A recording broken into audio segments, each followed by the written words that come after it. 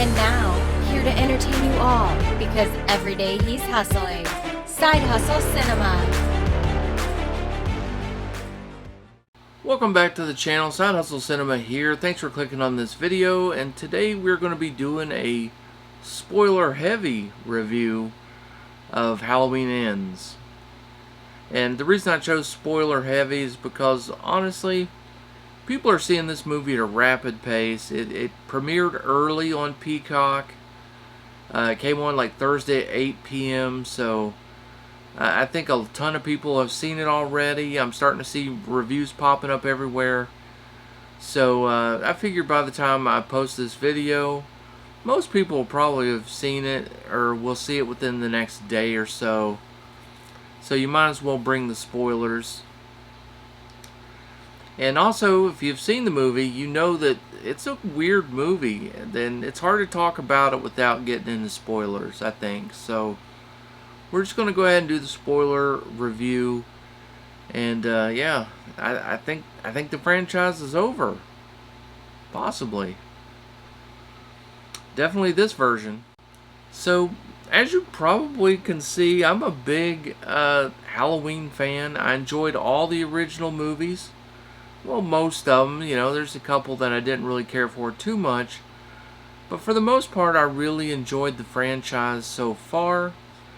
And so when they were going to do the this new trilogy, I was down for it. I was excited about this. And for the most part, I did enjoy it. You know, 2018 especially, I liked. I thought it kept the same tone as the original movies. But it didn't have as good of writing. You know, there were some plot holes that were weird. Canceling out part 2 as part of the timeline. Took away some of the mystique of Michael, I think.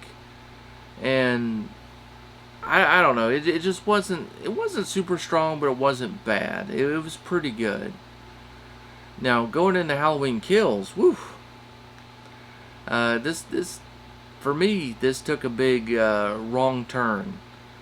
Even though 2018 was successful, they maintained a pretty small budget for the movie, and with poor planning, you know, we got denied some pretty cool stuff that we were supposed to get in Halloween Kills.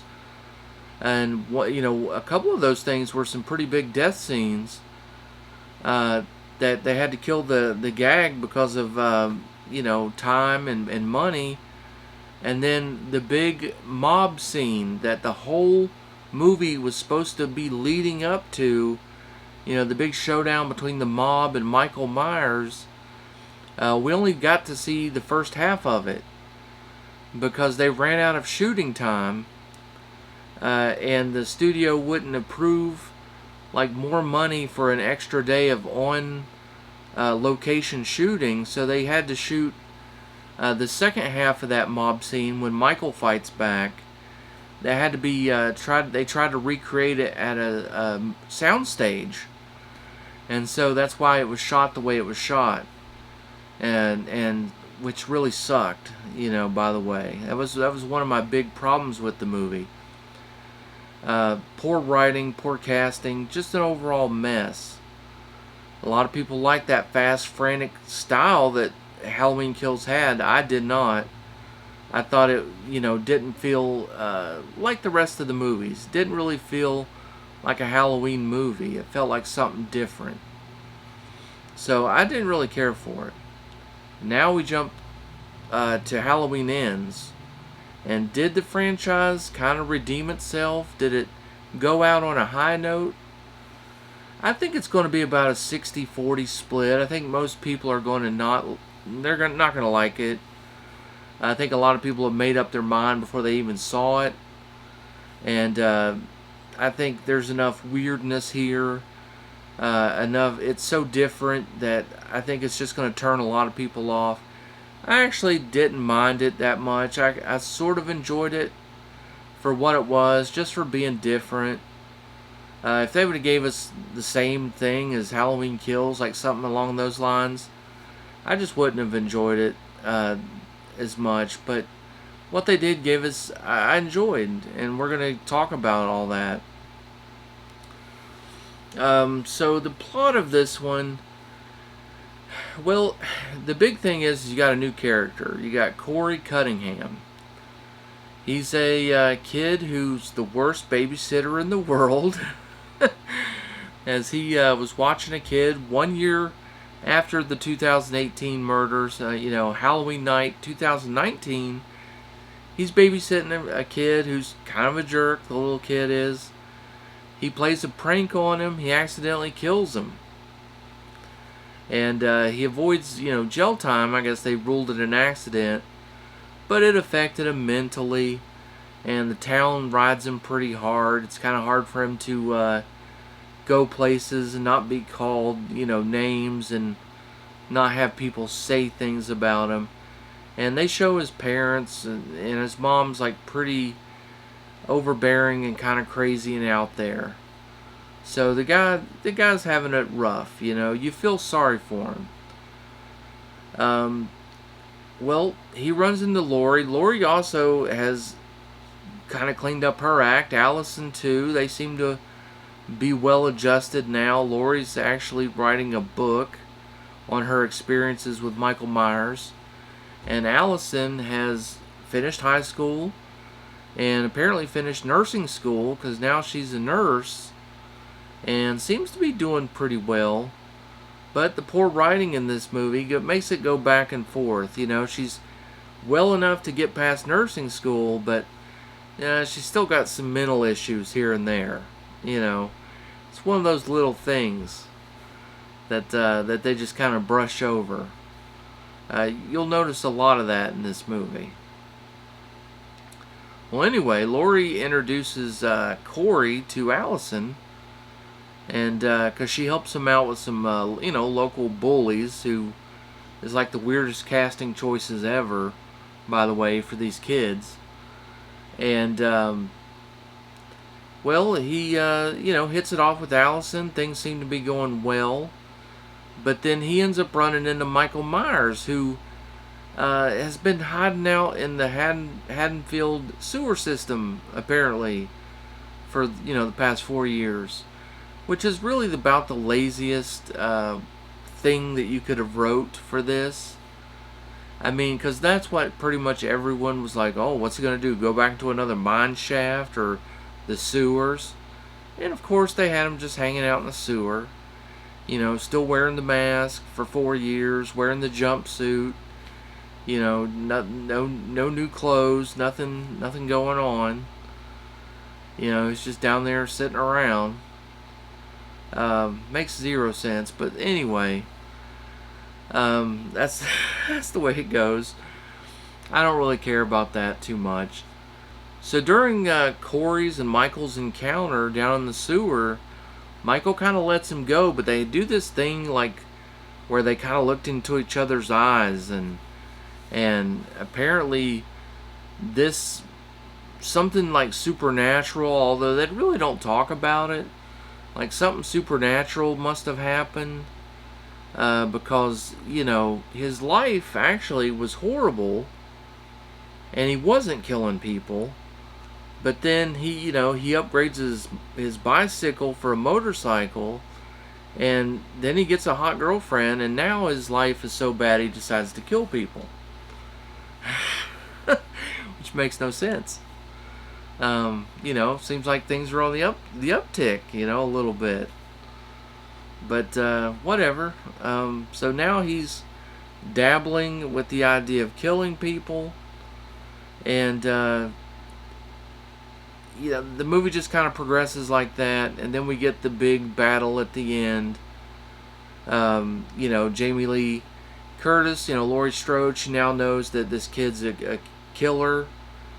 And he's, of course, been murdering people the whole movie along the way. And Michael's come out of his hole, and he's up there trying to do some stuff. And we finally get the definitive battle. And Laurie takes care of both of them fairly easily, fairly quickly. But it was definitive, and that's what I liked most about it. was that, we definitely got a winner. Lori prevails. She did it pretty much on her own. And it was cool. It wasn't epic. It wasn't like the battle in 2018, because Michael is definitely showing his battle wounds and his old age. But she takes out both fake Michael Myers and real Michael Myers very easily. So now I want to talk about some of the things I liked about the movie, and then a few of the things I didn't like about the movie. One of the things I definitely liked was the Corey angle. We needed something fresh, something new, and I applaud the attempt at giving us something new. And for the most part, I really kind of enjoyed this angle. I don't know. I just liked it. I thought it was interesting. I felt bad for the kid. I was rooting for him. Even when he started to kill people, I still was kind of rooting for him a little bit. Again, with the definitive ending, I definitely like that. One of the things I did not want to see is them to sort of leave a loose end, just in case someone wanted to maybe pick up and take this franchise over, or do something with this storyline. I'm glad they slammed the book shut on this one. No more ending. Jamie Lee wins. She drains him of all of his blood, like cuts all of his arteries.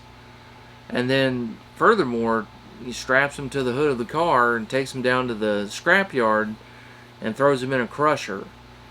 And so you see his head and his body explode and get crushed.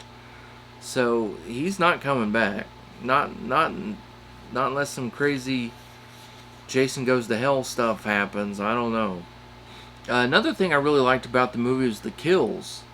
I thought they were inventive. I thought they were creative, They were all pretty different. He used a lot of different items to kill people. And it was good. It was, they were entertaining. And another part that made it entertaining was another item on my list, and that was that the victims all sucked. He mostly kills people that were bullying him. So, you kind of rooted for him, and you didn't mind seeing these people get killed. It was kind of enjoyable. You were looking forward to these people getting it, and that kind of made it even more fun. So I really appreciated all that. So what were some of the things I didn't like? Well, the use of characters. And because we were introduced to a lot of people in the previous movies, some of those people made appearances in this movie, but weren't really used very much at all. You got the sheriff was in this one, but he wasn't in it a ton. And there was a nice little love story between him and Lori. That was fun, but ultimately he wasn't involved in much of the action, and he really wasn't in it that much. Kyle Richards, who played Lindsay Wallace, she was in it even less. You see her in a few scenes, but she's not involved in any of the action. She doesn't see Michael in the movie, and basically really doesn't play much of a part in the movie at all. Just almost like an extra. And there was other people like that too. I put down on here revisionist history, and that's because one of the things that bugged me was that in Halloween Kills, like the whole town was involved in this mob, and everyone was against Michael and this, that, and the other. And in this movie, there was 2 or 3 people that would hassle Laurie Strode, or they would hassle Allison, and they would sort of blame them for the events that happened, in 2018.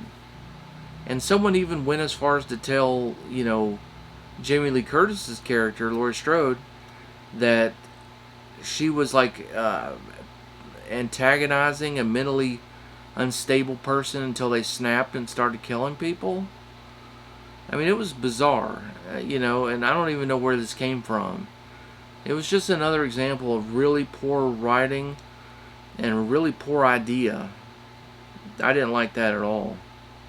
Another thing was they kind of left a few things out that they touched on in Halloween Kills, like the fact that Michael Myers came back and defeated that mob. Laurie Strode's character in that movie delivers this monologue while that whole attack is happening, and sort of brought up the fact that that he was like had some kind of supernatural power, that he was getting stronger the more people he killed, and she was saying all that while he was killing everyone from the mob. And so in this one, that's not a thing at all, because he's killed a bunch of people and he's basically, just beaten down. Like that Corey was able to take his mask from him. Laurie takes him out pretty easily. Like he's definitely, you can tell that he's an older guy and that he's been shot, stabbed, beat up, you name it. And so they took away that supernatural element that they seem to be alluding to in the previous movies. So just inconsistencies like that. So there was some casting stuff that was kind of weird. I thought the 4 kids that were kind of the bullies that were like, had a few run-ins with that Corey kid. I thought that was a weird casting decision there. Those kids didn't look like they would be friends. Maybe 3 of them did, but the leader, he just didn't look like the rest of the kids, There were some pretty odd-looking actors and actresses. Very weird casting on that one. And also, there really didn't seem to be any logic as to why Allison's character would be attracted to Corey's character. He doesn't really seem like her type, and he's pretty crappy, throughout most of the movie. And you can't, it's hard to really pinpoint why she would be so into him. It really makes no sense at all. I mean, she's like way hot and kind of has her stuff together because, she's a nurse and stuff. And, he's just like this kid who's like constantly getting beat up in the town. I don't know. It just didn't really make much sense. And even though he's like acts weird and has like all these crazy stuff going on, she still seems to be attracted to him, which is kind of weird. Another thing I thought was weird, but it's a small detail, but I'll mention it anyway, and that is, her ex-boyfriend in the movie was some kind of cop or something, like some deputy. I think he was in like the previous movie, but Doug, I think's his name, something like that.